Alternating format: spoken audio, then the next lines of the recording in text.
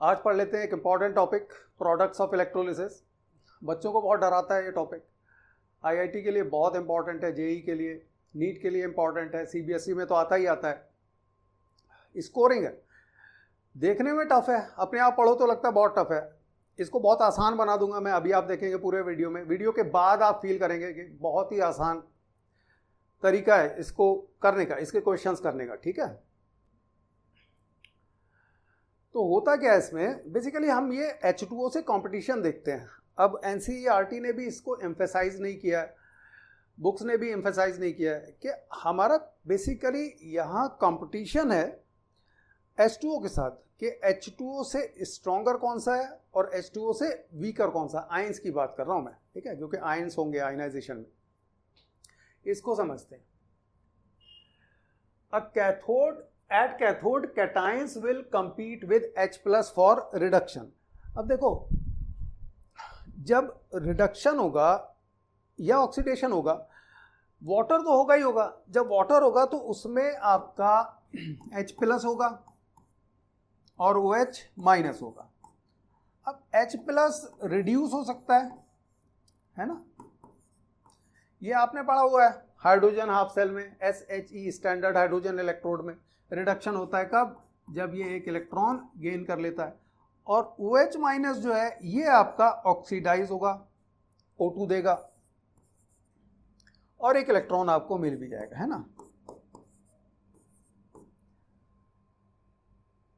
तो reduction cathode पर होगा, इसका मतलब जो भी दूसरा कैटाइन होगा वो किससे कंपीट कर रहा होगा? H प्लस से। और जो भी एनाइन होगा वो किससे कंपीट कर रहा होगा? OH माइनस से, इससे कंपीट कर रहा होगा। तो इसके लिए एक बहुत आसान सी मैंने ट्री बना दी है ना, उसको आप समझ लीजिए, क्वेश्चन सारे हो जाएंगे, मोस्ट ऑफ द क्वेश्चन हो जाएंगे, है ना। तो ये वाटर की आपकी इक्वेशन है। जब कैथोड पर होता है तो देखिए आप दो तरीके से लिख सकते हैं, H प्लस ने एक इलेक्ट्रॉन गेन किया और H2 बना दिया, या आप इस तरीके से लिख सकते हैं कि H2O है, पूरा का पूरा H2O है, दो इलेक्ट्रॉन गेन किए 2H2O ने, एक H2 बनाया और OH माइनस बनाया। आप वैसे भी लिख सकते हो जो मैंने आपको पहले बताया, H plus gains 1 electron, you get H, और H कंबाइन होकर क्या बनाएंगे? H2 बनाएंगे। तो दोनों केसेस में बन तो हाइड्रोजन ही रही है यहाँ पर। दोनों ही मेथड करेक्ट है, दोनों ही वे करेक्ट हैं लिखने के रिएक्शंस को। आप दोनों ही याद करना, क्योंकि कई बार इस तरीके से लिखी हुई मिलेगी, कई बार इस तरीके से लिखी हुई मिलेगी, है ना।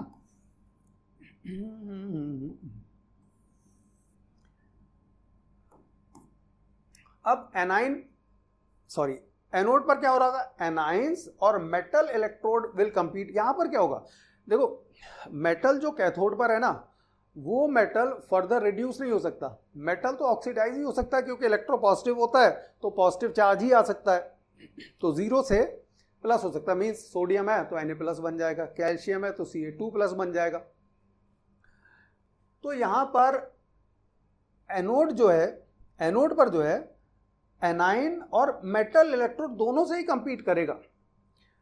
तो समझ लीजिए मैं क्या कह रहा हूं, मैं कह रहा हूं OH आयन है और मेटल इलेक्ट्रोड है। मेटल इलेक्ट्रोड कैथोड पर भी था, लेकिन कैथोड पर रिड्यूस थोड़े ना हो सकता था। अगर मान लो मेरे पास कॉपर का एक इलेक्ट्रोड है कैथोड पर, तो ये रिड्यूस थोड़े ना होगा, ये तो ऑक्सीडाइज होगा। तो जब ऑक्सीडाइज होगा तो ये रिएक्शन कैथोड पर पॉसिबल ही नहीं है, एनोड पर पॉसिबल है। तो एनोड पर दो कंपटीशन हो गए, एक तो OH से कंपटीशन हो गया और एक मेटल से भी कंपटीशन हो गया। अब बड़ी आसान बात है, अगर मेटल है, पॉसिबल है, ठीक है, यहां पर तो मेटल ही रिएक्ट करेगा 90-95%। बहुत आसान है, अभी बताऊंगा थोड़ी देर में। तो यहां पर H2O जो होगा ऑक्सीडाइज होगा ऑक्सीजन में, चाहे ऐसे लिखो चाहे पहले मैंने जैसे बताया था, OH माइनस आपको ऑक्सीजन दे देगा। ये भी करेक्ट है किसी भी तरीके से, लेकिन याद दोनों ही करना है, ये भी करना है, ये भी करना है, ये भी करना है, ये भी करना है, सारे के सारे याद करना है ना। रिएक्शंस याद होना चाहिए। Chemistry is more about reactions, और रिएक्शंस ही नहीं याद रखोगे तो होगा क्या? कुछ नहीं होगा।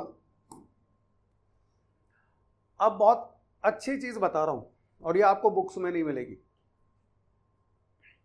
कैटाइंस जो होंगे आपके, वो कैसे कंपीट करेंगे, उसके लिए मैंने यहाँ एक लिस्ट बनाई हुई है। और लिस्ट क्या है? ये लिस्ट है आपकी जो वीक आयंस है। वीक आयंस मीन्स लूजर्स है। तो अगर ये वाले आयंस जो मैं दिखाने जा रहा हूँ अगर ये होंगे तो ये वाटर से हार जाएंगे, ये वाले। तो इसका मतलब अगर ये होंगे तो H+ रिड्यूस होगा, H+ वाटर का जो होगा वो जीतेगा। तो ये लूजर्स हैं सारे। इनको याद रखने का तरीका क्या है? सैल्मन।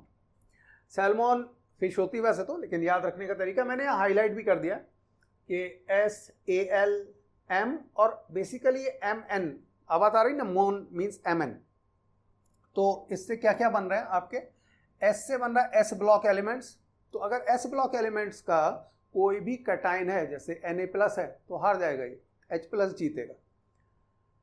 Ca2+ है, हार जाएगा, H+ जीतेगा S ब्लॉक के, ठीक है। इसका मतलब अगर जिंक आयन है तो जिंक आयन S ब्लॉक का तो है नहीं, वो नहीं हारेगा। S ब्लॉक के मीन्स ग्रुप 1 और ग्रुप 2 के जितने कैटाइन बन रहे होंगे वो हार जाएंगे।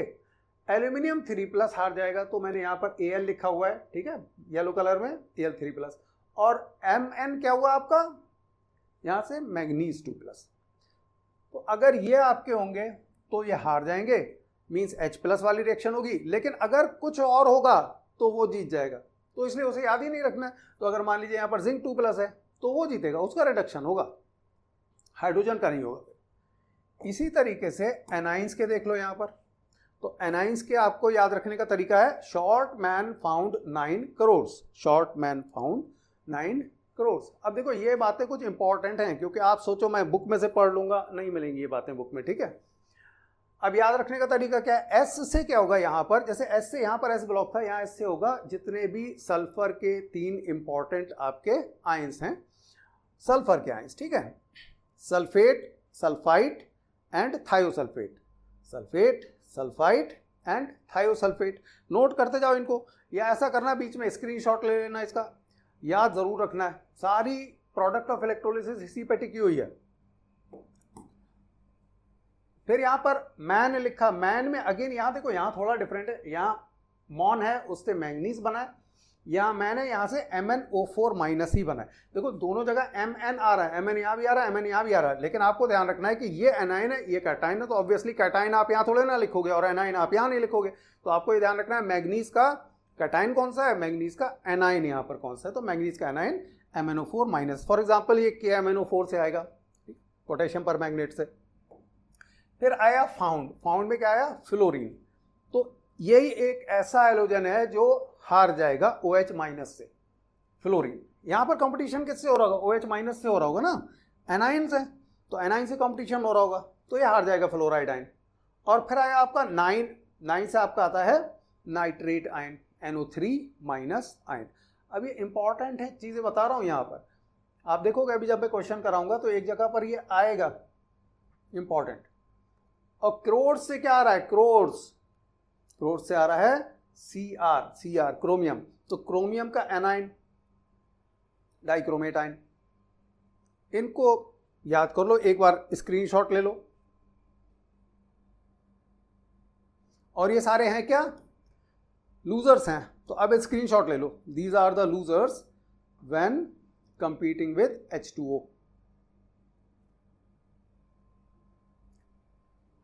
अब बढ़ते हैं आगे, क्वेश्चन से समझो जो हमने किया। ये क्वेश्चन एनसीईआरटी का, एनसीईआरटी का ये लास्ट क्वेश्चन है, उसके सारे क्वेश्चंस कराऊंगा यहाँ पर, अच्छे से समझ में आ जाएगा। और कुछ क्वेश्चन अलग भी करवाऊंगा जो आपको ये बताएंगे कि कहाँ थोड़ा सा वेरिएशन है, जो मैंने अभी बताया उससे थोड़ा सा वेरिएशन कहाँ पर। अब क्वेश्चन है, predict the products of electrolysis in the following arrangement N aqua solution of silver nitrate with silver electrode. अब थोड़ा सा सोचो, इसमें कैटाइन कौन कौन से आएंगे? Ag+ और NO3-। तो मैंने आपको क्या बताया था, Ag+ किससे कंपीट करेगा? H+ से कैटाइन है। और NO3- किससे कंपीट करेगा? OH- से कंपीट करेगा। लेकिन यहां पर आपका सिल्वर इलेक्ट्रोड भी तो है, उससे भी करेगा, सॉरी Ag ओनली है ना, Ag से भी करेगा, दोनों का कंपटीशन होगा। अब मुझे बताओ, उसमें जो मैंने कैटाइन वाले लूजर्स लिखे थे, क्या उसमें Ag+ था? नहीं था, उसमें S ब्लॉक था, मींस ग्रुप 1 ग्रुप 2 था, एल्यूमिनियम था और उसके बाद आपका Mn2+ था, बस और कोई नहीं था। तो Ag+ तो नहीं था, तो इसका मतलब ये लूजर नहीं है। लूजर नहीं है तो इसका मतलब ये रिड्यूस होगा। अब आया नाइट्रेट, OH- और सिल्वर। अब यहां नाइट्रेट की अगर मैं बात करूंगा तो नाइट्रेट ऑब्वियसली लूजर्स लिस्ट में था। ध्यान हो, शॉर्ट मैन फाउंड 9 करोड़, तो 9 वाला क्या था, नाइट्रेट था, है ना। तो इसका मतलब ये लूजर है, तो OH- को यहां पर ऑक्सीडाइज होना चाहिए। बट एज आई सेड, ये भी तो बैठे हैं, ये तो मेटल हैं, ये तो बहुत ज्यादा इलेक्ट्रोपॉजिटिव हैं, ठीक है। तो जब ये इलेक्ट्रोपॉजिटिव हैं तो क्या ये ऑक्सीडाइज हो सकते हैं? यस, Ag+ में ऑक्सीडाइज हो सकता है। तो ये वाली रिएक्शन जो है ऊपर वाली, ये तो कैथोड पर हो रही होगी, क्योंकि रिडक्शन कैथोड पर होता है, और एनोड पर आपके ये लूजर्स में अब कंपीट कर रहे होंगे। NO3- कंपीट करेगा, हार जाएगा OH- से। लेकिन विद इन OH- और Ag भी तो कंपटीशन हो जाएगा, इसमें मेटल विन करेगा, ठीक है। More electropositive will win. तो ये क्योंकि Ag+ आसानी से बन सकता है, तो ये यहां पर आपका Ag+ में कन्वर्ट होगा, ऑक्सीडाइज हो जाएगा। तो आपको पता चल गया कि प्रोडक्ट्स ऑफ इलेक्ट्रोलिसिस क्या होंगे। जब ये रिड्यूस होगा तो रिड्यूस किस में होगा, Ag में, +1 से 0 ऑक्सीडेशन स्टेट, और जब ऑक्सीडाइज होगा तो ये 0 से +1। तो प्रोडक्ट ऑफ इलेक्ट्रोलिसिस आपके क्या हो गए, at cathode silver, at anode Ag+। लिखेंगे कैसे इसको, देख लो, यहां पर समझा रहा हूं। Silver ion and H+ will compete at cathode. ये मैंने आपको डायग्राम बना के समझाया था, ठीक है। ये लूजर्स हैं सारे, इसमें सिल्वर आयन नहीं है, इसका मतलब सिल्वर आयन लूजर नहीं है, सिल्वर आयन विन करेगा। तो विन कर गया, सिल्वर आयन विल विन, ये रिड्यूस होगा। Ag विल बी डिपॉजिटेड, क्योंकि सिल्वर आयन किस में रिड्यूस होगा, सिल्वर में रिड्यूस होगा। एट एनोड, एनोड पर आपका एक तो जो सिल्वर का एनोड इलेक्ट्रोड है वो NO3 आयंस और OH आयंस कंपीट करेंगे। तो इसमें NO3 तो लूजर है ही, और मैंने बताया OH- और इलेक्ट्रोड, मेटल इलेक्ट्रोड के बीच में इलेक्ट्रोड जीतेगा, क्योंकि वो इलेक्ट्रोपॉजिटिव है, आसानी से ऑक्सीडाइज हो जाएगा। So electrode will win, Ag ions will be produce. तो इलेक्ट्रॉन अगर विन करेगा, ऑक्सीडाइज होगा एनोड पर, क्या बनेगा, Ag+ बनेगा। तो आंसर आपका बड़ी आसानी से आ गया कि product of electrolysis at cathode silver, at anode silver ions.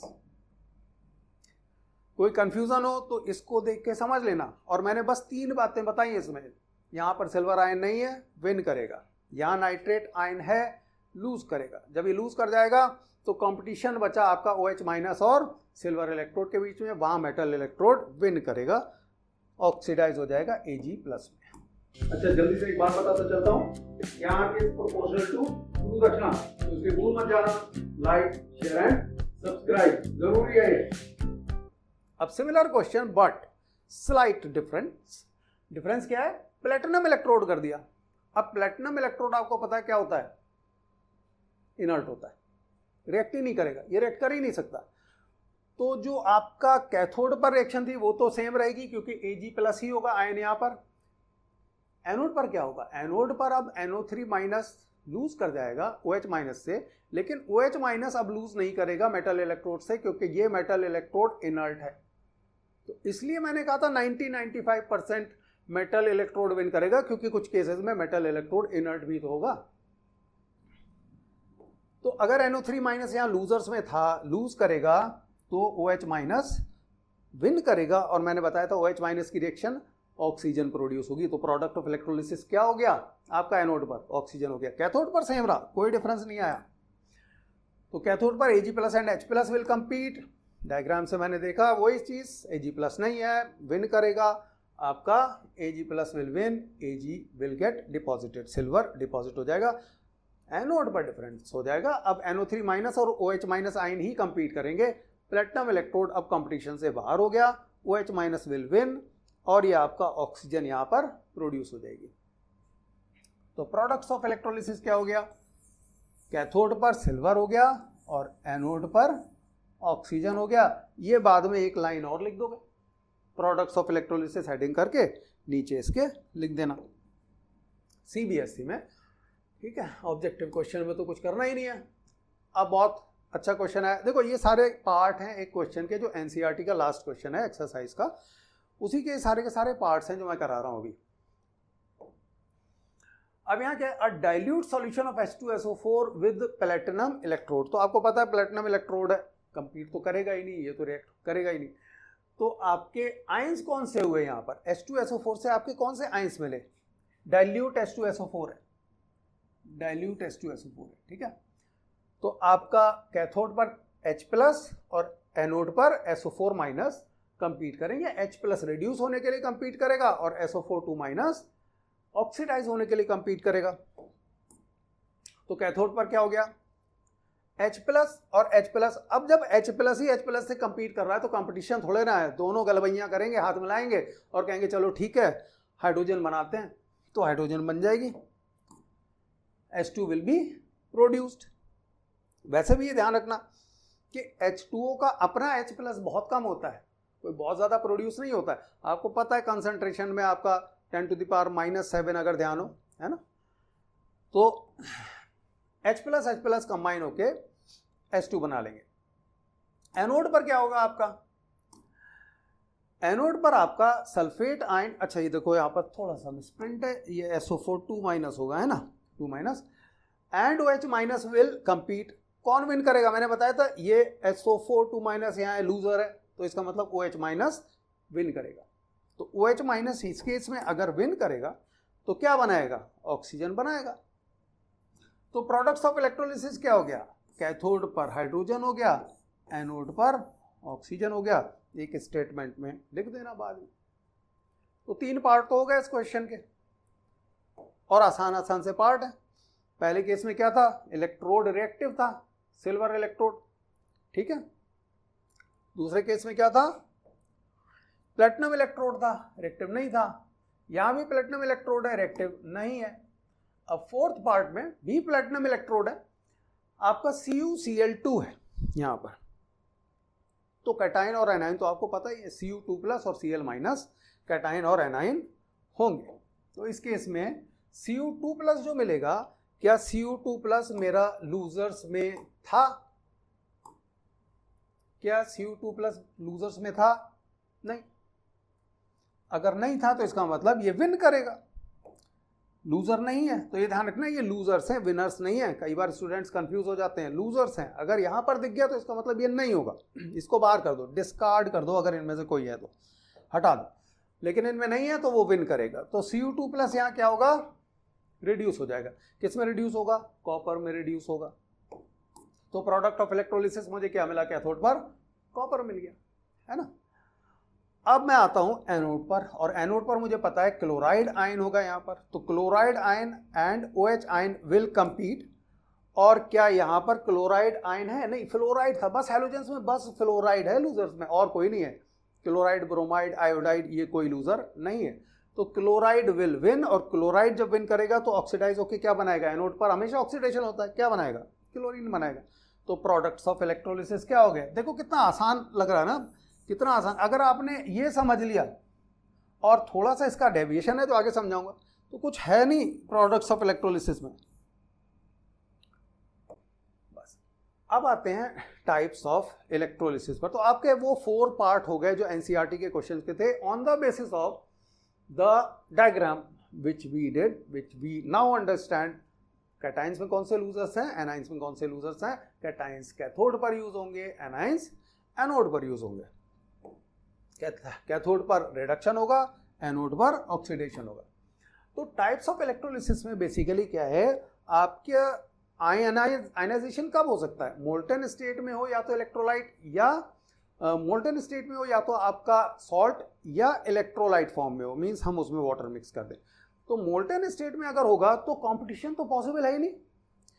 अगर मोल्टन स्टेट में मैंने NaCl को अबव 1000 डिग्री सेल्सियस अगर हीट कर दिया तो वो अपने मेल्टिंग पॉइंट से ऊपर चला गया, लिक्विड बन जाएगा, मोल्टन स्टेट में आ जाएगा। एंड मोल्टन स्टेट में Na+ और Cl- ही होंगे, H+ और OH- तो है ही नहीं, वाटर तो है ही नहीं, तो वहां कोई कंपटीशन नहीं होता है, बहुत आसान है फिर के। लेकिन दूसरा केस जो है आपका एक्वस स्टेट, एक्वस स्टेट में दो पॉसिबिलिटीज हैं कि आपका इलेक्ट्रोड इनर्ट है या नहीं है। अगर इनर्ट नहीं है तो रिएक्ट करेगा, इनर्ट है तो रिएक्ट नहीं करेगा। तो inert electrode for example platinum, gold भी यूज होता है, यहां पर गोल्ड सेम केस होगा, चाहे प्लैटिनम लिखा हो चाहे गोल्ड लिखा हो, एक ही बात है। And reactive electrode silver, copper etcetera, तो रिएक्टिव इलेक्ट्रोड्स होते हैं, रिएक्शन होगी।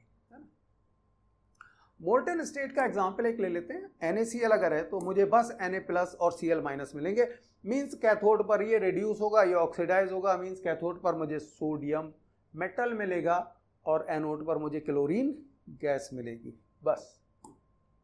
तो कैथोड पर सोडियम रिड्यूस हो गया, मेटल मिल गया, एनोड पर क्लोराइड आयंस ऑक्सीडाइज हो गए, क्लोरीन मिल गई। तो प्रोडक्ट्स ऑफ इलेक्ट्रोलिसिस तो बहुत आसान हो गया यहाँ पर। मोल्टन स्टेट में तो कोई कंफ्यूजन है ही नहीं, कंपटीशन है ही नहीं, है ना। अब आते हैं aqueous NaCl। Aqueous NaCl means इसमें अब थोड़ा सा वाटर, हल्का सा वाटर मिला दिया है, तो क्या होगा, और इसको ध्यान से सुनना। एट कैथोड पॉसिबल रिएक्शंस क्या है आपकी, Na+ रिड्यूस होगा सोडियम में और H+ रिड्यूस होगा H में, जो कि H2 बनाएगा। तो आप किसी भी फॉर्म में रिएक्शन लिख सकते हैं, मैंने पहले भी बताया आपको। मैंने इस बार वाटर का रिडक्शन दिखाया, आप यहाँ H+ का रिडक्शन भी दिखा सकते हैं, डिफरेंस नहीं है कोई। जो कि मैंने यहाँ लिखा हुआ है, H+ का रिडक्शन दिखाओ चाहे H2 का दिखाओ, लेकिन रिएक्शन आपकी करेक्ट होना चाहिए। ये नहीं कि आप यहाँ पर कुछ और लिख दो, यहाँ पर हाफ H2 कर दो, यहाँ पर OH- ना लिखो, रिएक्शन पूरी लिखना है ना। एनोड पर क्या पॉसिबिलिटी है आपकी, इनर्ट इलेक्ट्रोड है। अब इनर्ट इलेक्ट्रोड है, इसका मतलब इलेक्ट्रोड तो रिएक्ट करेगा नहीं, बस OH- कंपीट करेगा। किससे कंपीट करेगा, Cl- से। तो अब मोल्टन स्टेट नहीं है, एक्वस है। एक्वस मींस वाटर है उसमें थोड़ा सा, तो यहां पर कंपटीशन होगा। क्लोराइड आयन या तो ऑक्सीडाइज होगा या OH- आपका ऑक्सीडाइज होगा, ऑक्सीजन बना के देगा यहां पर। अच्छा, अब बात कर लेते हैं एक्वस NaCl की। इसमें क्या है, इसमें दो केसेस हैं एक्वस NaCl में। एक तो है कि हमने सॉल्ट लिया, NaCl लिया, उसमें 2 चम्मच पानी मिला दिया, तो बस मॉइस्चराइज हुआ, means highly concentrated solution type का है। मीन्स हमने ये नहीं किया कि 1 गिलास पानी लिया उसमें 2 चम्मच नमक मिला दिया, वो नहीं किया हमने, वो सेकंड केस है। तो फर्स्ट केस में क्या है, नमक लिया गिलास में, उसमें थोड़ा सा पानी डाल दिया, तो थोड़ा गीला गीला हो गया, बस, और कुछ नहीं। तो उस केस में क्या होगा, उस केस में आपका रिएक्शंस स्ट्रेट फॉरवर्ड होंगी। मीन्स इसमें यहाँ पर कोई बहुत ज़्यादा एक्सेप्शन देखने को आपको नहीं मिलेगा। मैं बहुत ज़्यादा वर्ड क्यों बोल रहा हूँ, क्योंकि इसमें भी आपको लिखने के लिए एक टर्म यूज़ करना पड़ेगी, ओवर पोटेंशियल, बट वो हम इसलिए यूज़ करेंगे क्योंकि क्यों ये डिफरेंट है सेकेंड कंडीशन से, इसलिए वो बताने के लिए, वरना ज़रूरत नहीं है। वरना जो हम अब तक करते आए हैं बस वही करना है, कुछ डिफरेंट नहीं करना है। तो अब इस केस में क्या होगा आपका, इस केस में आपका Na+ यहाँ बनेगा और Na+ कंपीट किससे करेगा, H+ से कंपीट करेगा। एनोड पर क्लोराइड आयन बनेगा, किससे कंपीट करेगा, OH- से कंपीट करेगा, क्योंकि इलेक्ट्रोड्स तो इनर्ट है, वहां तो रिएक्शन होगी नहीं। और यहां आपको पता है Na+ तो लूजर है, इसका मतलब H+ विन करेगा और हाइड्रोजन बनाएगा। तो ये वही केस है जो आपका सिंपल लूजर्स वाला, आपने लूजर फाइंड किया, उसको बाहर कर दिया, जो दूसरा है वो जीतेगा। यहाँ क्लोराइड आयन और H2O, क्या क्लोराइड आयन यहाँ है, नहीं है, तो कौन विन करेगा, क्लोराइड आयन विन करेगा। तो इस केस में ये स्ट्रेट फॉरवर्ड है, कोई प्रॉब्लम नहीं है, जो एक्सपेक्टेड है वो ही हमने किया है यहाँ पर। लेकिन कॉन्सेप्ट ओवर पोटेंशियल का आएगा, वो मैं तब बताऊंगा, अभी जब डाइल्यूट सॉल्यूशन की बात करेंगे। तो case 1 high concentration of sodium chloride का है, जिसमें कोई एक्सेप्शन नहीं है। अब हम सेकेंड पर आते हैं, यहाँ पर very dilute aqueous sodium chloride solution. Very dilute means हमने 1 गिलास पानी लिया, उसमें 1 चम्मच नमक घोल दिया, है ना, सलाइन सॉल्यूशन बना लिया, ब्राइन सॉल्यूशन बना लिया एक तरीके से, ठीक है। तो क्या पॉसिबिलिटीज हैं, वो रिएक्शन तो पॉसिबल रिएक्शन तो सेम ही है। यहाँ पर Na+ H+ से कंपीट करेगा, यहाँ क्लोराइड आयन OH- से कंपीट करेगा, और कैथोड पर कोई प्रॉब्लम नहीं है, यहाँ रिएक्शंस सेम रहेंगी हमारी, ठीक है। Na+ लूजर है तो लूज कर दिया, H+ ने H2 बना दिया, कोई प्रॉब्लम नहीं है। यहाँ रिवर्स हो जाएगा। अब यहाँ क्यों रिवर्स हो रहा है, उसके पीछे एक्सप्लेनेशन आपको जो लिखना है वो मैं अभी यहाँ दिखाऊंगा आपको। एग्जैक्टली आपको वही एक्सप्लेनेशन लिखना है अगर इस टाइप का क्वेश्चन आता है। रीजन क्या है वो बैक ऑफ योर माइंड आप कैसे याद रखेंगे, बहुत आसान तरीका है, वो भी बता दूंगा। यहां पर बेसिकली हुआ क्या, वेरी डाइल्यूट सॉल्यूशन है, मैंने इसको इसीलिए एनसर्किल कर रखा है। अब अगर वेरी डाइल्यूट सॉल्यूशन है तो OH माइनस आयन की कंसंट्रेशन बढ़ गई, ऐसे ही आप याद रखोगे, ठीक है, लिखोगे नहीं है, जो बता रहा हूं याद रखने का तरीका बता रहा हूं, लिखोगे वो जो यहां भी दिखाऊंगा। तो OH आयन की कंसंट्रेशन जब बढ़ जाएगी तो अब कंपटीशन कंसंट्रेशन वाइज हो जाएगा, लूजर्स वाइज नहीं होगा। तो कंसंट्रेशन जब बहुत बढ़ गई OH माइनस की तो OH minus ion due to concentration will win. तो यहां पर OH ion will get oxidised to O2, chloride ion हार जाएगा। क्यों हार जाएगा, क्योंकि इसकी concentration comparatively with respect to oxygen in comparison to not oxygen hydroxyl ion OH minus बहुत कम हो गई। लिखना कैसे है वो यहां बता रहा हूं। अब जो पहले बता रहा हूं वो फर्स्ट केस का बता रहा हूं। फर्स्ट केस क्या था, वेरी स्ट्रॉन्ग इलेक्ट्रोलाइट, ठीक है, कंसंट्रेटेड इलेक्ट्रोलाइट है, बहुत कम वाटर है, उस केस का एक्सप्लेनेशन ये है। इसको लिख लेना क्योंकि आपको आंसर एग्जैक्टली यही लिखना होगा। This is because of over voltage, over voltage को ओवर पोटेंशियल भी बोलते हैं। ये होता क्या है, ये होता है कि हमारी एक थ्योरेटिकल वैल्यू है रिडक्शन पोटेंशियल की, लेकिन जब हम मेजर करते हैं तो वो हमें एक्चुअली उससे ऊपर मिलता है, ओवर, ठीक है, ज्यादा मिलता है, तो उसको हम ओवर पोटेंशियल बोल देते हैं, ओवर वोल्टेज बोल देते हैं। तो in case of concentrated solution, तो ये ध्यान रखना किस केस की बात कर रहा हूं मैं, केस 1 की बात कर रहा हूं। कंसंट्रेटेड सॉल्यूशन जब है आपका NaCl का, मींस वाटर बहुत कम है, उस केस में हम क्या देखते हैं कि जो ऑक्सीजन का पोटेंशियल है, ऑक्सीजन का रिडक्शन पोटेंशियल जब हम मेजर करते हैं तो वो थ्योरेटिकल वैल्यू से ज्यादा आता है, थ्योरेटिकल वैल्यू से ज्यादा आता है। और क्योंकि वो थ्योरेटिकल वैल्यू से ज्यादा आता है, ये आपने रेडॉक्स रिएक्शंस में 11th में भी पढ़ा है, इलेक्ट्रोकेमिस्ट्री चैप्टर में भी पढ़ रहे हो कि reduction potential more negative better reducing agent it is, reduction potential more positive better oxidising agent it is. तो क्योंकि जब हम थ्योरेटिकली प्रैक्टिकली देखते हैं कि थ्योरेटिकल वैल्यू से ज्यादा आ रहा है इसका पोटेंशियल ऑक्सीजन का, तो इसका मतलब ऑक्सीजन बेटर ऑक्सीडाइजिंग एजेंट हो गया।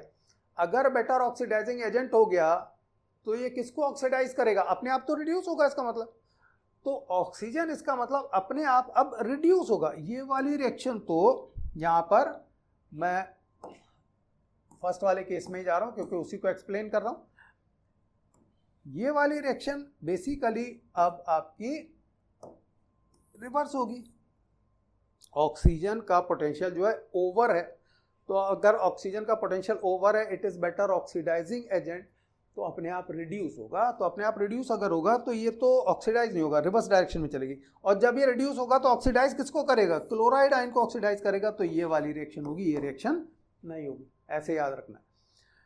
So it is actually on the basis of, the explanation is on the basis of over potential या over voltage। तो इस केस को, केस 1 को हमने कैसे एक्सप्लेन किया कि यहां पर ऑक्सीजन का ओवर पोटेंशियल ज्यादा होता है, it is better oxidising agent, तो ये ऑक्सीडाइज किसको करता है, दूसरा जो है, दूसरा कौन है, क्लोराइड आयन, तो क्लोरीन मिलती है। और यहां पर कोई एक्सेप्शन नहीं है, एक्सप्लेनेशन जरूर ऐसा है लेकिन कोई एक्सेप्शन नहीं है। अब एक्सेप्शन आपका कब आता है, जब हम वेरी डाइल्यूट सॉल्यूशन की बात करते हैं। यहां देखो उल्टा हो गया, क्यों हो गया, उसका एक्सप्लेनेशन क्या है, in very dilute aqueous solution over potential of chlorine becomes higher, again experimentally determined है, ये सब हमने एक्सपेरिमेंटली देखा है। तो जब बहुत डाइल्यूट सॉल्यूशन हुआ तो डाइल्यूट सॉल्यूशन में मैंने याद रखने का तरीका तो आपको बता दिया, लिखोगे नहीं कि OH आयन की कंसंट्रेशन बढ़ जाएगी तो concentration wise OH minus win कर जाएगा और OH माइनस आपका ऑक्सीजन दे देगा। लेकिन लिखोगे कैसे कि जब हम बहुत डाइल्यूट कर देते हैं सॉल्यूशन को तो इंस्टेड ऑफ ऑक्सीजन क्लोरीन का ओवर पोटेंशियल हो जाता है, मींस जो क्लोरीन का रिडक्शन पोटेंशियल होता है वो ज्यादा पॉजिटिव मिलता है हमें जब हम मेजर करते हैं उसे, प्रैक्टिकली जब हम मेजर करते हैं, ठीक है, एक्सपेरिमेंटली जब मेजर करते हैं। तो अगर अब क्लोरीन का ओवर पोटेंशियल ज्यादा हो गया, क्लोरीन का पोटेंशियल पॉजिटिव ज्यादा हो गया, it is better oxidising agent, तो ऑक्सीडाइज किसको करेगा, OH माइनस को ऑक्सीडाइज करेगा ऑक्सीजन में। तो वेरी डाइल्यूट सॉल्यूशन में किसका पोटेंशियल ज्यादा होता है, क्लोरीन का। तो यहां पर लिख लो, बहुत आसान तरीका है याद रखने का आपका। अगर ये कंसंट्रेटेड है, केस 1 है, कंसंट्रेटेड है तो ऑक्सीजन का ओवर पोटेंशियल हायर है या ओवर वोल्टेज हायर है ना। और second case very dilute, NaCl की बात कर रहे हैं, क्लोरीन ओवर वोल्टेज या ओवर पोटेंशियल हायर। बस इतना सा याद रखना है। तो अगर यहाँ ऑक्सीजन का ओवर वोल्टेज है तो ऑक्सीजन बेटर ऑक्सीडाइजिंग एजेंट हो गया, किसको ऑक्सीडाइज करेगा, क्लोराइड आयन को क्लोरीन में, तो क्लोरीन प्रोड्यूस होगी। यहाँ क्लोरीन का ओवर पोटेंशियल हायर है तो अगर क्लोरीन का हायर है it is better oxidising agent, किसको ऑक्सीडाइज करेगा, OH माइनस को ऑक्सीडाइज करेगा ऑक्सीजन में, ऑक्सीजन प्रोड्यूस होगी। ऐसे लिखना है। हो गया, बस इतना ही है। अगर आप प्रोडक्ट्स ऑफ इलेक्ट्रोलिसिस की बात कर रहे हो इतना ही है, चाहे वो CBSE हो, चाहे वो आपका JEE मेन हो, चाहे वो नीट हो, JEE एडवांस हो, इससे बाहर का कॉन्सेप्ट नहीं आएगा। वेरिएशन आ सकता है आपको, ठीक है, लेकिन इससे बाहर का नहीं आएगा। इतना कर लिया, बेड़ा पार है, मौज करो।